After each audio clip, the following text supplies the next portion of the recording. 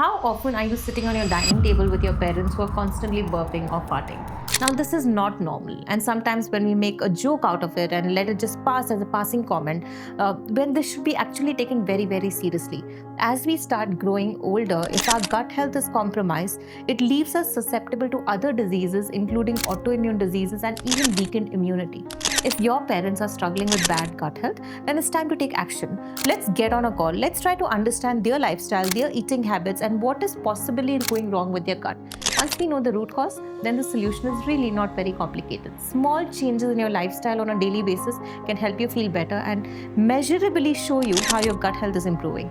To know more, get in touch with us today and let's talk more.